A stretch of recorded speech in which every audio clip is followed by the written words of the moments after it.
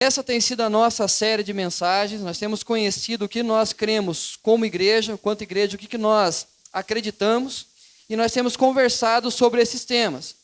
Nós já temos espalhado pelo bairro, esse papelzinho, vocês já pegaram, deixei sempre colocado aí nos bancos.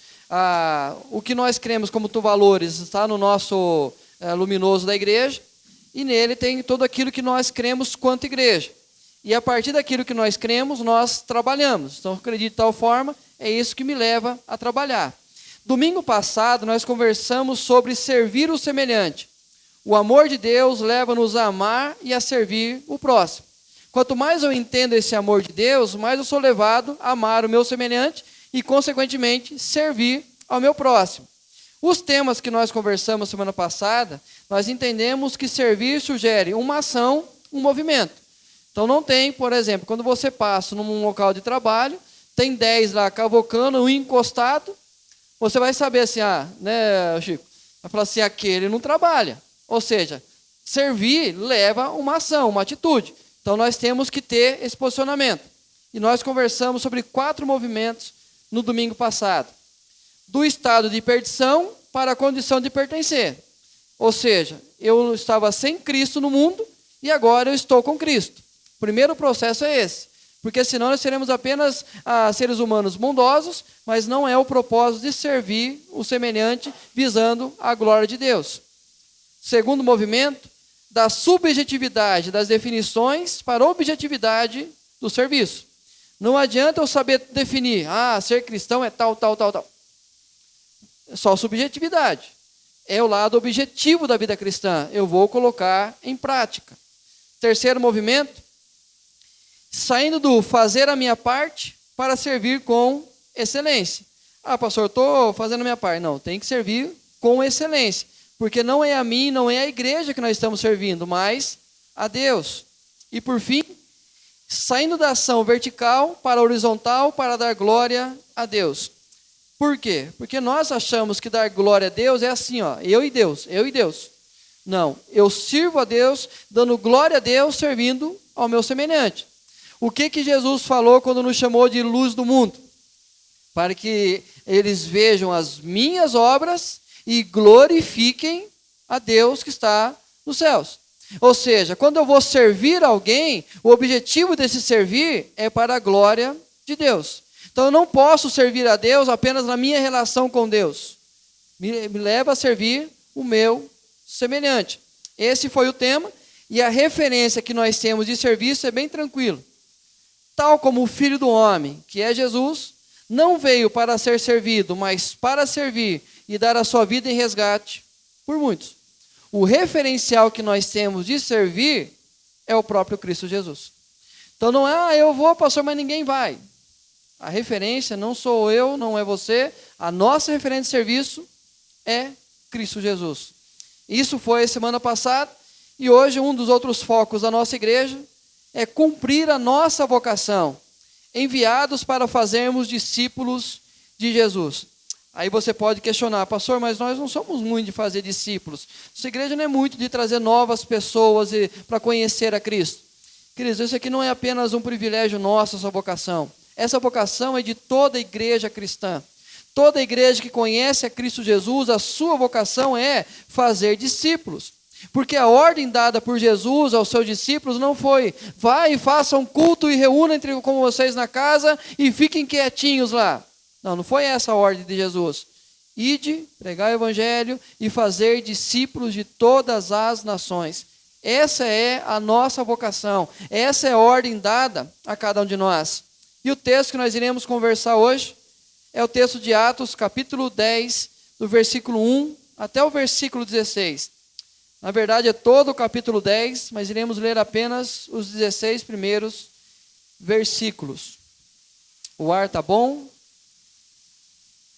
E às vezes frio é bom, muito frio é ruim, mas muito quente também.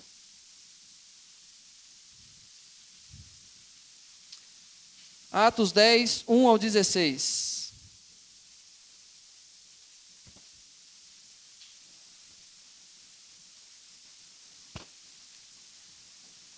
Morava em Cesareia um homem de nome Cornélio, centurião da corte chamada Italiana.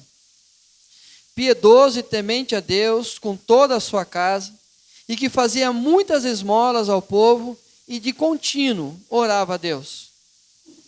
Este homem observou claramente durante uma visão, cerca da hora 9 do dia. Um anjo de Deus se aproximou dele e lhe disse: Cornélio. Este, fixando nele os olhos e possuído de temor, perguntou: Quem é, Senhor? E o anjo lhe disse: As tuas orações e as tuas esmolas subiram para a memória diante de Deus. Agora, envia mensageiros a Jope e manda chamar Simão, que tem por sobrenome Pedro. Ele está hospedado com Simão, curtidor, cuja residência está situada à beira-mar. Versículo 7. Logo que se retirou o anjo que lhe falava, chamou 2 dos seus domésticos e um soldado piedoso do que estavam com ele, a seu serviço, e havendo-lhes contado tudo, enviou-os a Jope. No dia seguinte, indo eles de caminho e estando já perto da cidade, subiu Pedro ao eirado por volta da hora 6, a fim de orar. E estando com fome, quis comer, mas enquanto lhe preparavam a comida, sobreveio-lhe um êxtase. Então viu o céu aberto e descendo um objeto como se fosse um grande lençol, o qual era baixado à terra pelas 4 pontas, contendo toda a sorte de quadrúpedes, répteis da terra e aves do céu. E ouviu-se uma voz que dirigia a ele: Levanta-te, Pedro, mata e come. Mas Pedro replicou: De modo nenhum, Senhor, porque jamais comi coisa alguma comum e imunda. Segunda vez, a voz lhe falou: Ao que Deus purificou, não consideres comum. Sucedeu isso por 3 vezes, e logo aquele objeto foi recolhido ao céu. Queridos, alguns meses atrás nós fizemos uma série de mensagens com esse título: Cultive, eis que o semeador saiu a semear. E as 4 mensagens foram baseadas em Mateus 13, que é exatamente a parábola do semeador. E de muitas coisas lhe falou por parábolas e dizia: Eis que o semeador saiu a semear. E nós começamos todos os sermões dessa maneira: o semeador semeando pelo caminho. E Jesus compara aqueles que ouvem o evangelho e não compreendem. Ele compara aquele que semeou pelo caminho, vieram os pássaros, pegaram as sementes e levaram embora. São aquelas pessoas que ouvem o evangelho, mas não conseguem compreender o evangelho. Mas o semeador continuou semeando em solo rochoso. São aqueles que recebem o evangelho com alegria, mas não cria raízes. Aquele que joga a semente em solo rochoso, a semente começa, de repente não tem para onde crescer mais, e aí vai morrer. Ou seja, são pessoas que quando você fala do evangelho, são pessoas que correspondem e respondem de uma forma alegre. Elas vão simpatizar com aquela mensagem, mas elas não vão criar raízes. O terceiro, semeado entre espinhos. Ouve o evangelho, mas tem outras preocupações. E os espinhos começam a sufocar e aquela planta morre. São pessoas que ouvem o evangelho, elas compreendem esse evangelho, recebem esse evangelho, mas outras preocupações da vida começam a preencher a sua agenda e logo as pessoas esfriam. E por fim, aquele que lançou a semente em boa terra. Ouve, compreende o evangelho e frutifica. São pessoas que ouvem a mensagem da cruz, compreendem essa mensagem, entregam-se a essa mensagem e dá fruto à sua vida. A semelhança, o evangelho é semeado por todos os lugares.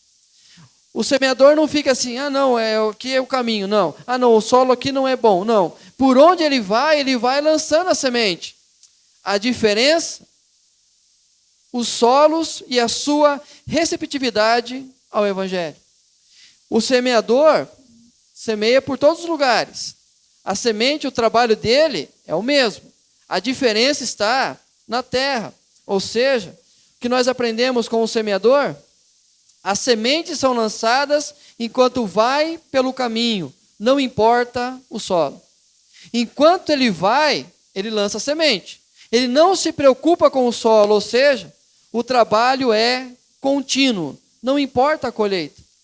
Porque se o semeador ficasse preocupado o tempo todo, não, se eu lançar semente aqui não vai brotar, não vou colher nada, então não vou lançar semente. Aqui também não, porque não, a preocupação dele não era essa. O trabalho do semeador é semear, é lançar a semente. Não importa o solo e não importa o que vai dar fruto. Sendo assim, devemos semear o tempo todo, nosso foco é lançar a semente, não importa o solo. O nosso papel como semeador não é se preocupar com o solo, é lançar a semente.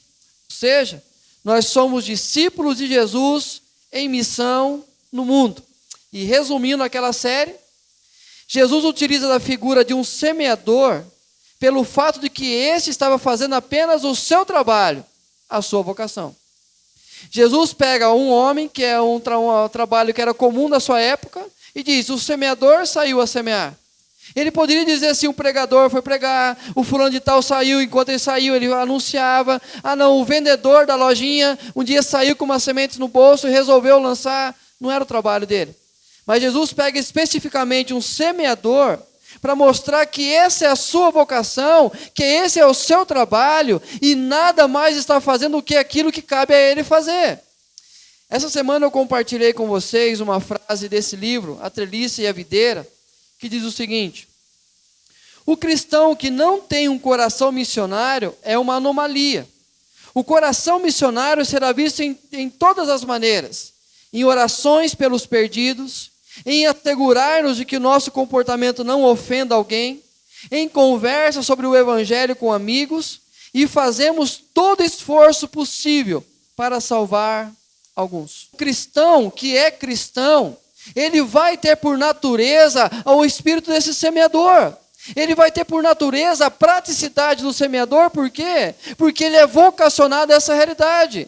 Em todo o tempo, seja uma oração pelos perdidos, seja uma oração pelos missionários, seja uma prática diária, convidar alguém para jantar, seja alguém que aproxima de outras pessoas, o esforço que ele faz, a atitude que ele tem para não ofender ninguém, o tempo todo, o nosso papel como cristãos é lançar a semente. É anunciar as boas novas da salvação. E é interessante que Jesus, quando ele fala ide por todo mundo, não é o ide o foco de Jesus, não é a ordem de Jesus, porque o ide seria traduzido mais corretamente da seguinte maneira: indo, enquanto você vai, e a ordem é fazei discípulos.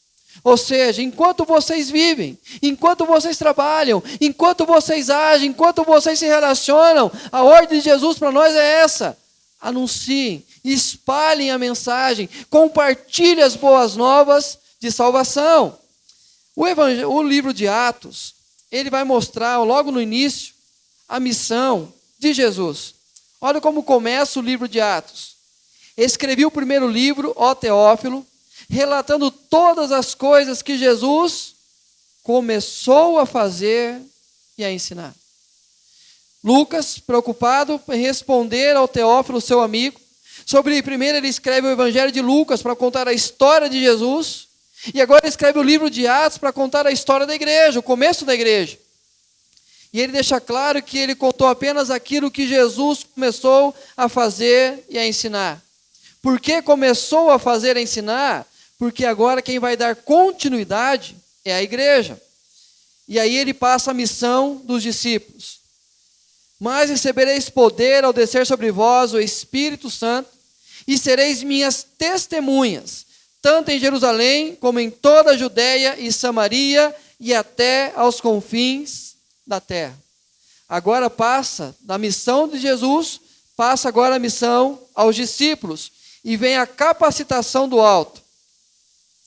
Todos ficaram cheios do Espírito Santo e passaram a falar em outras línguas, segundo o Espírito lhes concedia que falassem. Nós cantamos aqui agora há pouco, ou no início do culto, o Espírito, desce como fogo, assim como em Pentecostes. E a Camila nos alertou sobre a responsabilidade que nós temos de cantar, refletindo sobre aquilo que nós estamos cantando. O que nós cantamos é exatamente esse contexto de Atos 2.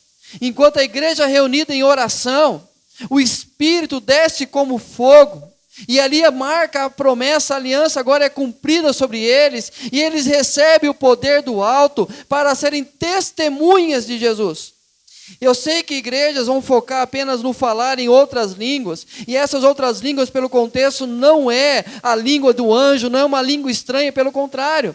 Porque o texto vai continuar dizendo que aqueles conversavam na sua própria língua materna, e outros que eram de povos diferentes entendiam na sua própria língua materna. Ou seja, aquilo que aconteceu lá no passado, lá na chamada Torre de Babel, aonde Deus se espalhou porque o plano dele, o povo não obedeceu ao seu plano, confundiu as línguas. O plano de Deus, a unidade. O povo não quis isso, Deus espalhou esse povo. Agora traz o sinal das línguas para quê? Para que ele possa demonstrar que ele está reconstruindo um povo, construindo um povo que vai ser dele, um povo que vai servi-lo. E a descida do Espírito Santo é o sinal de pertencimento desse povo a Deus. E a realidade é, vocês receberão do alto poder para serem as minhas testemunhas. E aí o que acontece? O início parcial da missão. Olha o que diz Atos 8:1. Naquele dia, levantou-se grande perseguição contra a igreja em Jerusalém, e todos, exceto os apóstolos, foram dispersos pelas regiões da Judeia e Samaria. Depois do apedrejamento de Estevão, vem essa realidade. A igreja passa a ser perseguida e eles são espalhados por onde? Judeia e Samaria. Aonde eles estavam? Em Jerusalém. E agora eles espalham por Judeia e Samaria. Aonde que eles deveriam fazer a missão? Jerusalém, Judeia e Samaria. Então lhes impunham as mãos e recebiam estes o Espírito Santo. Da mesma forma, a descida do Espírito Santo identifica que tem cristãos agora em outras regiões. Não mais só em Jerusalém, mas agora Judeia e Samaria. E Judeia e Samaria também pertenciam ao povo judeu. Então a missão é parcial, por quê? Porque permanece apenas entre os judeus. Apesar de sair de Jerusalém, ela alcança apenas os judeus. A expansão da missão, Atos 11, 10 e 20. Não anunciando a ninguém a palavra, senão somente aos judeus. Agora vai se expandir. Alguns deles, porém, que eram de Chipre e de Cirene, que foram até Antioquia, falavam também aos gregos, anunciando-lhes o evangelho do Senhor Jesus. Agora são discípulos pregando o evangelho em Jerusalém, Judeia e Samaria, e agora começa até os confins da terra. Agora se abre para uma outra realidade. Mas sabe o que é interessante? O início parcial e a expansão da missão tem 2 capítulos aí. E nós vamos encontrar o texto que nós lemos exatamente no meio desses capítulos. A conversão, que eu chamo a conversão da igreja para a missão. Antes, só judeus. Capítulo 11 se espalha também aos gregos. Olha o que acontece no capítulo 11. Capítulo 10, 44, 45. Ainda Pedro falava estas coisas quando caiu o Espírito Santo sobre todos os que ouviam a palavra. E os fiéis que eram da circuncisão, os judeus que estavam com ele, que vieram com Pedro, admiraram-se, porque também sobre os confins da terra, sobre os gentios, foi derramado o dom do Espírito Santo. Dá para entender como é escrito o livro de Atos? É exatamente a promessa da descida do Espírito Santo, a descida sobre os discípulos, a descida sobre o povo judeu e agora a descida sobre os gentios.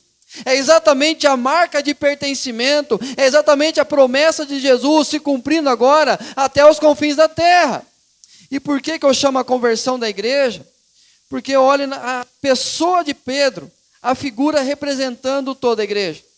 Pedro sendo aquele que teria primazia entre os discípulos, entre os apóstolos, ele passa por essa experiência. Primeiro, mostra o apego religioso de Pedro no texto que nós lemos. Olha o que ele diz.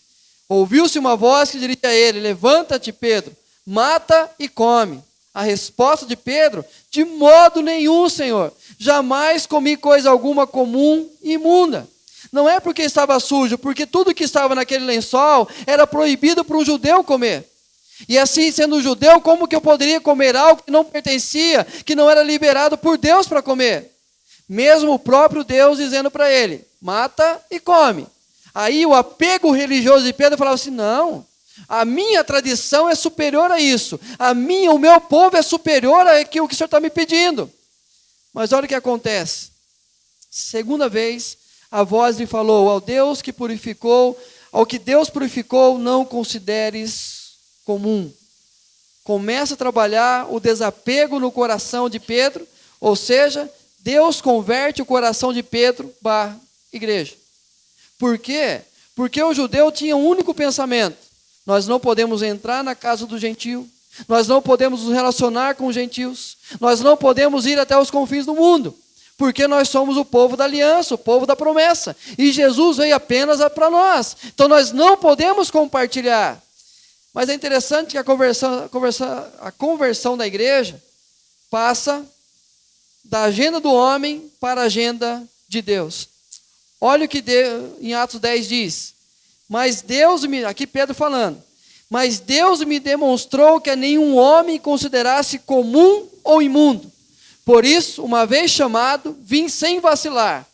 Pergunto, pois, por que razão me mandaste chamar? Lembra? Se não tivesse essa experiência, Pedro não teria saído, porque não iria na casa de um gentio. Agora ele tem a experiência com Deus, que Deus fala para ele, olha, aquilo que eu purifiquei, não considero comum ou imundo. E quando chegam os 2 servos de Cornélio com um soldado até Pedro, fala, Pedro, Cornélio mandou vir até aqui chamar. A resposta de Pedro, só vou aceitar porque Deus mudou o meu coração. Porque Deus provocou algo dentro de mim que mostrou, olha, aquilo que eu purifiquei não considero comum. E olha o que diz o versículo 35 e 36. Pelo contrário, em qualquer nação, não mais o judeu, mas em qualquer nação, aquele que o teme e faz o que é justo lhe é aceitável. Esta é a palavra que Deus enviou aos filhos de Israel, anunciando-lhes o evangelho da paz, por meio de Jesus Cristo. Este é o Senhor dos judeus. É isso? Não. Este é o Senhor de todos. Queridos, a partir desse momento, a igreja assume a sua vocação. Pedro vai até os gentios, anuncia o evangelho, eles abraçam o evangelho, o Espírito Santo desce sobre eles, mas o que acontece? Os apóstolos que estavam em Jerusalém, manda chamar Pedro. Pedro, como que você foi entre os gentios? O que você foi fazer entre os gentios? Pedro começa a contar a experiência que ele teve com o anjo, e a experiência que ele teve na casa dos gentios, e a conclusão dos apóstolos é essa. E ouvindo eles essas coisas, apaziguaram-se e glorificaram a Deus, dizendo, logo também aos gentios foi por Deus concedido o arrependimento para a vida. Queridos, conseguiu entender o trajeto de Atos? Começa no povo judeu, a promessa descida do Espírito, o Espírito desce, vai o povo judeu espalhado, o Espírito Santo marca a história desses homens, e assim eles vão anunciando até os confins da terra, e todos recebem o Espírito Santo. A igreja começa a questionar o que estava acontecendo, e a conclusão dos apóstolos também foi concedido por Deus o arrependimento para a vida, também agora aos gentios. Por isso que eu gosto de chamar esse texto a conversão da igreja. Enviados para fazer discípulos de Jesus. Caso contrário, eles ficariam apenas em Jerusalém, entre os discípulos, entre o povo judeu, e você e eu não teríamos conhecido a Cristo Jesus. Porque nós continuaríamos nos confins da terra dessa nação. Portanto, para mim, Cornélio é um referencial de nosso discipulado. Quando eu olho a história de Cornélio, quando eu leio sobre a história de Cornélio, sobre a experiência de Pedro, torna-se para a minha vida e para a sua vida e para a igreja um referencial do nosso discipulado. Sabe o que é interessante? Passaram-se 2000 anos e todos nós temos um amigo tipo Cornélio. Todos nós temos um amigo semelhante a ele. Quer entender por quê? Primeiro, homem religioso. Alguém que é simpatizante da nossa fé. E o texto vai falar ao longo desse texto que nós lemos, capítulo 10, que Cornélio tinha uma relação muito íntima com os judeus. Ele era alguém que o tempo todo fazia suas orações, ele dava esmolas ao povo, era alguém extremamente religioso. E nós temos pessoas que nós conhecemos que são religiosas. e até simpatizam com a nossa fé. Homem de bom caráter. O texto fala que ele cuidava do judeu. Homem ajudador. Ele importava-se com o seu próximo, dava esmola. E era um homem que tem sede da palavra de Deus. Olha a resposta que ele dá a Pedro. Portanto, sem demora, mandei chamar-te e fizesse bem em vir. Agora, pois, estamos todos aqui na presença de Deus, prontos para ouvir tudo o que te foi ordenado da parte do Senhor. Pedro, quando chega, faz a pergunta: por que vocês me mandaram chamar? O que Cornélio faz? Reúne a sua família, os seus amigos, seus empregados em casa e fala: olha, Deus me mostrou isso. Imediatamente eu mandei chamar você. Para quê? Para que você fale com a gente. O que esse Deus compartilhou com você? Porque nós queremos conhecer desse Deus. Amigos que nós temos que se dizem cristãos, que se dizem ter uma religião, amigos que se importam pela palavra de Deus, amigos que querem ouvir a palavra de Deus, amigos que quando você compartilha que nossa igreja está fazendo uma boa ação, são pessoas que querem estender a mão, querem ajudar também. Mas sabe qual que é o nosso problema? É que na prática acreditamos que um homem desta forma não precisa de Jesus, já é religioso. Porque se chegasse para nós a história de Cornélio, quem é esse Cornélio? Ele ora, ele dá esmola, ele ajuda o próximo, ele é simpatizante da nossa religião, ele é religioso. Por que há necessidade de Pedro sair da sua casa, ir até a casa de Cornélio, falar com aquele que já é temente a Deus? E mais ainda, ele fazia oração, e as suas orações chegaram até Deus. E Deus mandou um anjo para aparecer para esse homem. E Deus revelou ao coração do homem aquilo que ele queria dele. Por que a gente vai falar de Jesus para alguém assim? Sabe por quê, queridos? Porque muitas vezes as pessoas têm a sua religiosidade, mas lhe falta o entendimento. Falta ali o conhecimento. Falta ali o entendimento de saber quem é esse Jesus. E qual é a razão da nossa fé. E aí nós passamos por processo. Atitudes de Pedro no discipulado de Cornélio. Atitudes que nós temos que aprender a ter em relação a esses amigos que nós temos. Primeiro delas, submissão à ordem de Deus. A submissão àquilo que Deus fala com a gente. Olha o que diz Atos 10, 27 a 29.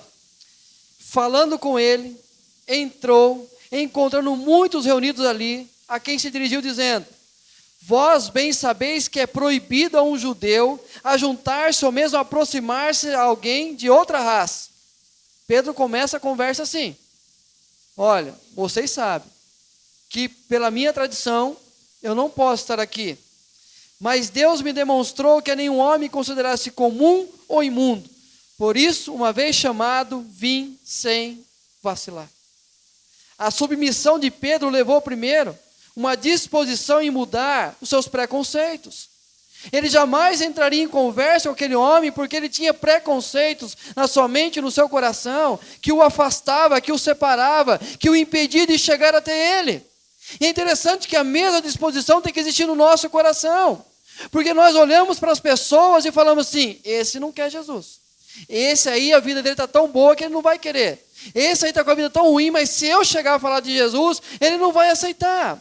Queridos, nós começamos a construir preconceito na nossa vida e muitas vezes nem convidamos pessoas para vir na nossa igreja. Mas e chegar junto comigo? O que vão pensar de mim? Se eu falar de Jesus para ele, ele aceitar aí, como que vai acontecer? A disposição para sair da zona de conforto, ficar com os apóstolos em Jerusalém, é tranquilo. Porque o texto é claro que os discípulos saíram, todos saíram, apenas os apóstolos ficaram em Jerusalém. É muito mais fácil ficar na nossa zona de conforto. Vamos aqui conversar sobre a nossa experiência com Jesus. Vamos falar aqui sobre aquilo que ele tem feito em nosso favor. É muito mais fácil ficar aqui do que sair no mundo que está sendo perseguido. As pessoas estão perseguindo a igreja em toda parte. É melhor ficar no nosso mundinho secreto. Mas Pedro tem a disposição de sair da sua zona de conforto. Deus me mostrou e é por isso que eu estou aqui. Disposição de transpor limites. Olha, vocês sabem que nem era para eu estar aqui. Tinha um outro compromisso. Mas esses meus limites eu aprendi. E queridos, é interessante que os limites que nós construímos o tempo todo, nós temos que aprender a passar por eles. Nós temos amizades, temos relacionamentos, mas talvez por medo de perder nossos amigos, nós não ultrapassamos os limites. Mas, querido, se você tem medo de perder o seu amigo porque você não consegue transpassar esse limite, você vai perdê-lo na eternidade. E se ele realmente importasse para você, nós iríamos compartilhar com ele o Evangelho. Nós iríamos transpor os nossos preconceitos, a nossa zona de conforto e chegar até ele e compartilhar o Evangelho. Mas a segunda atitude que nós aprendemos com Pedro, a compreensão da necessidade do discipulado. Como eu falei, era um homem religioso, um homem temente a Deus, não precisa ser discipulado. Queridos, entenda uma coisa, um dos papéis da igreja é esclarecer o Evangelho. Tem algumas pessoas que sabem algumas coisas sobre Jesus, mas é preciso se aproximar delas e esclarecer a elas o Evangelho. É como o eunuco vai até aquele homem na estrada de Gaza, e o homem está lendo a Bíblia e diz assim: a quem se refere o profeta, a si mesmo ou a outro? Pode me explicar? Ele sobe no carro e compartilha com ele. A partir daquele texto, anuncia Jesus. O que mais tem no mundo hoje são pessoas que cultivam uma espiritualidade. E a partir dessa espiritualidade que ela cultiva, nós iremos apresentar Cristo Jesus. Olha por que a necessidade do discipulado. Primeiro, existia uma abertura religiosa, mas com valores transitórios. Olha o que acontece quando Pedro se aproxima de Cornélio. Aconteceu que, indo Pedro a entrar, lhe saiu Cornélio ao encontro e, prostrando-se-lhe aos pés, o adorou. Não era um homem temente a Deus, não era um homem que adorava a Deus, mas quando a figura de Pedro vem até Cornélio, a atitude de Cornélio é simples. Ele se prostra aos pés de Pedro e o adora. Nós percebemos o quê? Que há uma abertura religiosa, mas com valores transitórios. O que nós temos são pessoas que o tempo todo cultivam uma espiritualidade, mas elas não sabem o que estão adorando. E não sabem a quem elas devem entregar a sua vida. Da mesma forma, existe uma prática religiosa, mas baseada em sacrifícios. Piedoso e temente a Deus com toda a sua casa, e fazia muitas esmolas ao povo, e de contínuo orava a Deus. O tempo todo fazia isso apenas para que pudesse apaziguar a relação com esse Deus. O que nós temos são o tempo todo pessoas que relacionam-se com Deus apenas baseando em sacrifício pessoal. Ou você não tem um amigo que paga promessas de atravessar o estado. Cumpre promessas de dar ajuda a alguém se alguma promessa, alguma bênção cair sobre a sua vida. Ou quando essa pessoa vê alguém fazendo uma boa ação, ela vai em direção porque quer ajudar, porque assim ela ganha pontos com Deus, e aí ela vai ficar tudo bem. Mas são pessoas que, apesar da prática religiosa, ela não entendeu qual é o sacrifício que é aceito. Existe uma simpatia religiosa, mas sem comprometimento. Olha o que diz Atos 10, 22. Então disseram: o centurião Cornélio, homem reto e temente a Deus, e tendo bom testemunho de toda a nação judaica. É aquele que, muitas vezes, numa programação especial da igreja, essa pessoa ela vem nos ajudar. Vamos fazer um mutirão. Essa pessoa não é da igreja, mas ela gosta de ajudar, ela vem no mutirão da igreja. É uma pessoa que, quando você fala que é cristão, que bênção, você é cristão, eu gosto dos cristãos. O que é presbiteriano? Vem aqui, senta aqui. A gente fala assim, olha, é uma pessoa que ela tem uma simpatia. É uma pessoa que tem uma certa ligação com a gente, mas não tem comprometimento. Ela não entendeu ainda o Evangelho. Ela ainda não assumiu a sua posição em relação à cruz. Ela continua sendo apenas uma pessoa simpática com a nossa religião, mas ela precisa abraçar a fé. Ela precisa passar pela experiência da cruz. Queridos, por isso mostra que Cornélio precisava ser discipulado. Não poderia apenas pela sua aparência religiosa deixá-lo à própria sorte. Ele precisava ser discipulado. Mas a terceira atitude, centralização no Evangelho de Jesus Cristo. Aqui talvez seja um dos pontos que a igreja cristã tem errado e muito. Porque quando nós conversamos com pessoas, nós apenas debatemos usos e costumes. Debatemos apenas aquilo que achamos que é certo ou errado. E aí nós, ao invés de apresentar a mensagem da cruz, nós transmitimos um peso ainda maior para essas pessoas. Eu já falei aqui de uma vizinha nossa lá, que ela já frequentou um tempo com a gente, mas o grande desejo dela era que o filho participasse com a gente. E aí o filho se dispôs a fazer uma visita aqui na nossa igreja. Até o dia que ela chegou para ele e disse assim: você vai, mas você vai ter que cumprir os 10 mandamentos à risca, senão nem pisa naquela igreja. Queridos, quem aqui cumpre os 10 mandamentos à risca? Ou seja, nós centralizamos em qualquer outra coisa, menos na pessoa de Jesus Cristo. A chegada de Pedro, Senhor, vocês sabem que na tradição judaica, eu não poderia estar aqui, mas não é o centro da nossa conversa. Olha o que diz Atos 10:33. Portanto, sem demora, mandei chamar-te e fizesse bem em vir. A resposta de Pedro: esta é a palavra que Deus enviou aos filhos de Israel, anunciando-lhes o evangelho da paz, por meio de Jesus Cristo. Este é o Senhor de todos. Quando nós pensamos em compartilhar a fé com alguém, não é compartilhar a placa da nossa igreja, os usos e costumes que nós temos, é compartilhar a centralidade de Jesus em tudo aquilo que somos, o que fazemos e a maneira que nós o fazemos. E na nossa vida o centro tem que ser Jesus Cristo. Da mesma forma a nossa mensagem, ou seja, testemunho pessoal. Pedro começa com o testemunho deles. Mas o testemunho pessoal de Pedro não é aquilo que, não eu porque eu era, porque eu tinha. Não. O que nós vimos e ouvimos é a sua experiência pessoal com Jesus Cristo. Ele senta, a primeira conversa que ele tem com aquelas pessoas é: eu quero contar para vocês a minha experiência, o que eu vi e o que eu ouvi desse Jesus Cristo. Eu quero contar aquilo que ele tem feito na nossa história, na minha vida, na vida dos meus amigos, na vida da minha família. Eu quero compartilhar com vocês aquilo que eu tenho presenciado. E queridos, infelizmente nós não anunciamos Cristo como centro, porque nós não sabemos como começar. E Pedro, sendo aquele que caminhou com Jesus, começa: olha, eu quero contar para vocês o que eu vi e o que eu ouvi. E aí nós temos que aprender a fazer isso. Não é assim, o erro como as igrejas divulgam. Porque quando eu vim a esta igreja, eu era assim, assim, agora não. Agora o meu padrão de vida é outro, porque nessa igreja... Não. Queridos, quando eu conheci a Cristo, o que aconteceu na minha história foi isso aqui. E isso mudou na minha vida. E a partir do momento que Cristo entrou na minha família, a minha família foi transformada. E eu quero conversar com vocês sobre o que eu tenho visto, o que eu tenho ouvido. Mas também a convicção pessoal, as verdades do Evangelho. E aí Pedro começa a descrever tudo aquilo que Jesus Cristo fez. Ou seja, a convicção que ele tem. Isso tem nos faltado. Será que realmente é isso que Jesus fez? Porque, queridos, se nós tivéssemos a convicção pessoal, nós iríamos por naturalidade, como semeadores, lançar a semente. E por fim, relacionamento pessoal, valores e princípios. Quando nós chamamos alguém na nossa casa, nós temos que mostrar o que nós cremos para essas pessoas.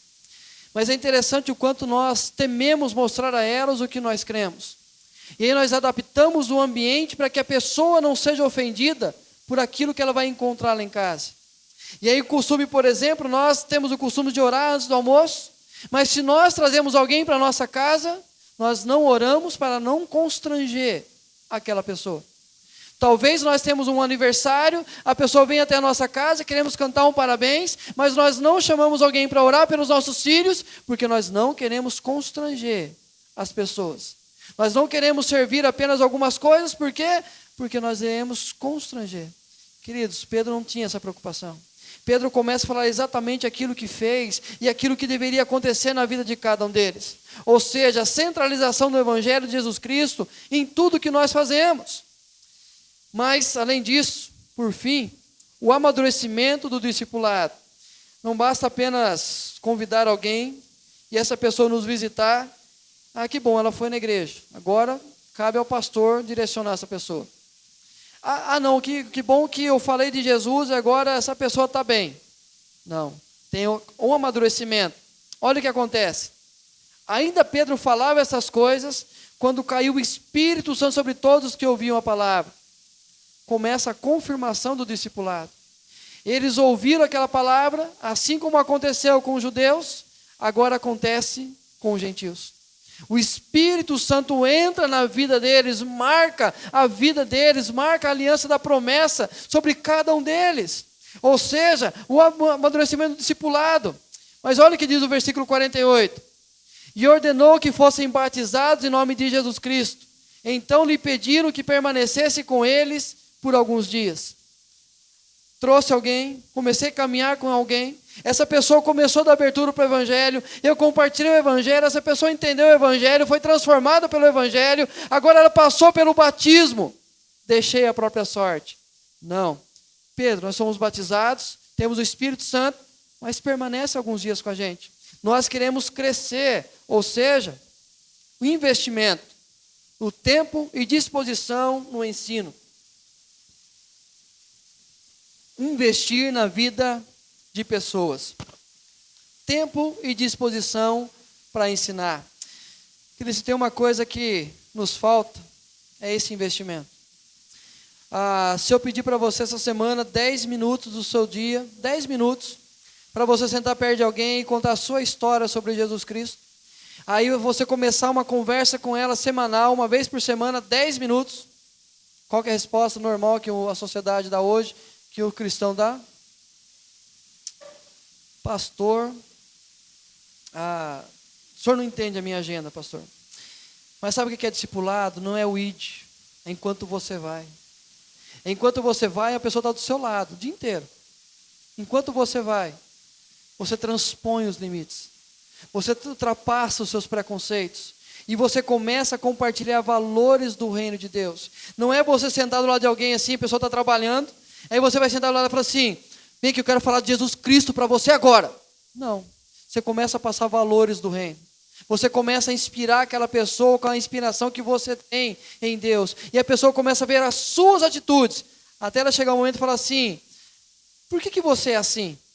Aí vem a transição de decisão. O desafio do posicionamento. A transição de decisão porque não é mais uma sua decisão. A sua decisão foi compartilhar o Evangelho. Agora a transição é, espera ela responder. Agora cabe a ela se posicionar em relação à mensagem. E aí chega a concretização do processo, o batismo. É hora que a pessoa entendeu a mensagem da cruz. É hora que a pessoa se rendeu, que nós cantamos ao longo de todo o louvor. A pessoa entendeu quem é Cristo e se rende à pessoa de Jesus Cristo. Mas, queridos, nós temos 3 desafios de fazer discípulos. O primeiro deles, as nossas barreiras pessoais. Porque jamais comi coisa alguma comum e imunda. São barreiras nossas que nos impedem de fazer discípulo de Jesus. Nós construímos as nossas próprias barreiras. Mas existem também as tradições do outro. Ele já tem a sua religião. Ele já defende a sua fé. Então as barreiras que ele criou também começam a complicar o nosso discipulado. Mas o que mais me assusta é que a agenda da igreja é um empecilho, é um desafio para fazermos discípulos. Quando Pedro subiu a Jerusalém, os que eram da circuncisão o arguíram dizendo, entraste em casa de homens incircuncisos e comeste com eles? Quem disse isso a Pedro? Os apóstolos. Com quem que andaram os apóstolos? Com Jesus. Na casa de quem Jesus entrou constantemente? Em pecadores. E o que ele fez com aqueles homens? Comeu com eles. Está percebendo como a igreja, com o passar do tempo, ela começa a ser uma barreira, o desafio para fazer discípulos? O quanto nós, igreja, quando mais caminhamos juntos, mais caminhamos unidos, quanto mais gostoso está a nossa comunhão, menos nós fazemos discípulos. Só para entender, a nossa igreja cresceu muito no primeiro ano. No segundo ano, o último ano agora, estagnou. Por quê? Porque nós nos adaptamos, nos acostumamos, nós temos tudo o que é necessário. Nós estamos aqui felizes e contentes. Mas, queridos, a igreja se torna um grande desafio de fazer discípulos. Mas há um grande privilégio em fazer discípulos. Quando Pedro explica a sua experiência aos apóstolos, ouvindo eles essas coisas, apaziguaram e se glorificaram a Deus, dizendo, logo também os gentios foi concedido por Deus o arrependimento para a vida. Quando eles ouviram de Pedro a sua experiência, todos se alegraram. Queridos, quando nós ouvimos a experiência de pessoas que ouviram o Evangelho e se converteram a Cristo, isso traz no nosso coração a felicidade. Sabe qual é o privilégio de fazer discípulos? Primeiro, converta-se à agenda de Deus.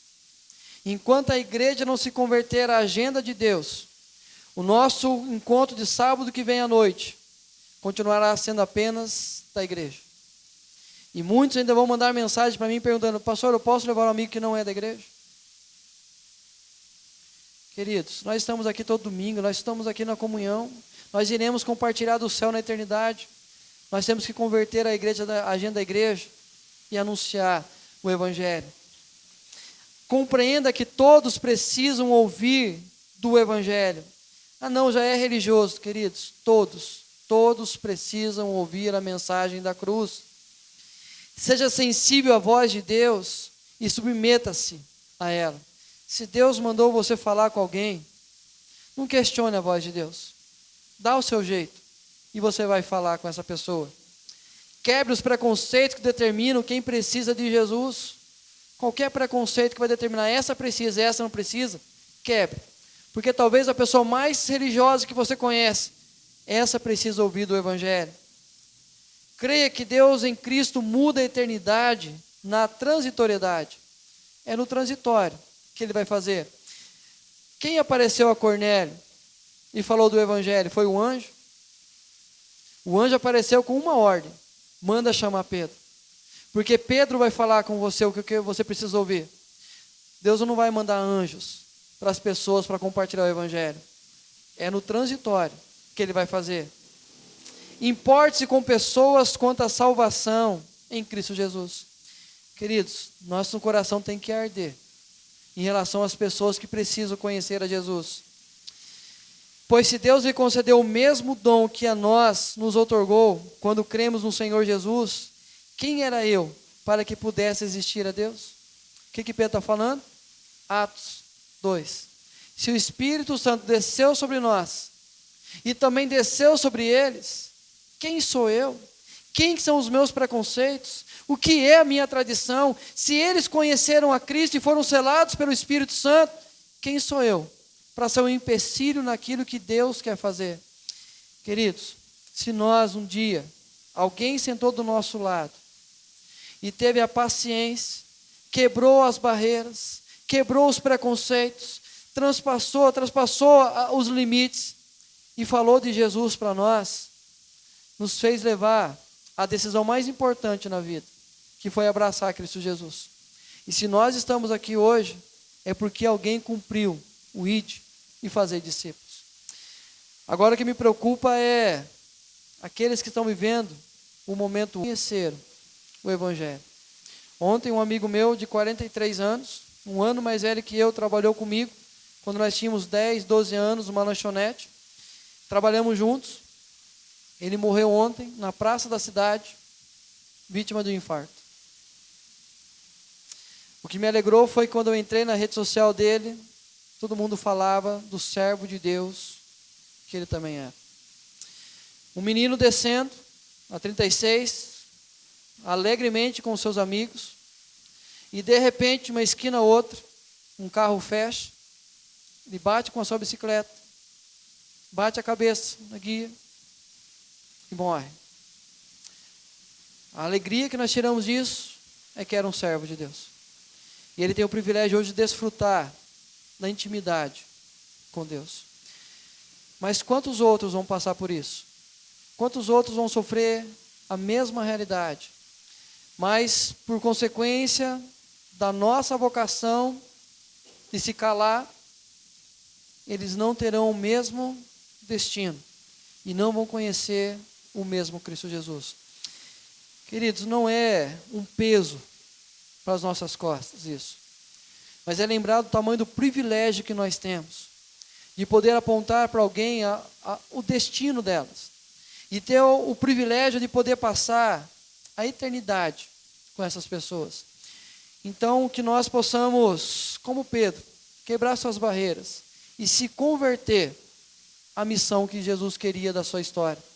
E da mesma forma que nós possamos nos converter da nossa agenda para a agenda de Deus. E que Deus, de forma graciosa, coloque Cornélios na nossa vida, para que possa mostrar para a igreja que é preciso anunciar o evangelho do reino. Vamos orar, queridos. Pai, em nome do Senhor Jesus, nós nos colocamos diante do Senhor, a Deus, diante da realidade que Pedro experimentou, da conversão de Cornélio, do evangelho pregado aos gentios e chegado até nós. Nós queremos, ó Deus, mostrar a nossa vergonha, ó Deus, o nosso silêncio constante. Muitas vezes, ó Deus, nós nos calamos, nós não testemunhamos, nós não vivemos de tal forma que as pessoas, ó Deus, possam conhecer ao Senhor, ó Pai. Nos perdoe por isso, em nome de Jesus. Mas, ó Deus, a experiência que Pedro teve da sua conversão à agenda do Senhor é a experiência que nós temos que ter e queremos ter na nossa vida. Então, o que pedimos ao Senhor, ó Deus, o Senhor coloque Cornélios ao nosso redor, para que nós possamos ver a importância do discipulado e sermos instrumento nas Tuas mãos, ó Pai. Deus, move o que é necessário, para que não fiquemos apenas na gratidão por pertencer ao Senhor, mas entender a missão que nós temos que cumprir, ó Deus. É o que nós pedimos ao Senhor, ó Pai, em nome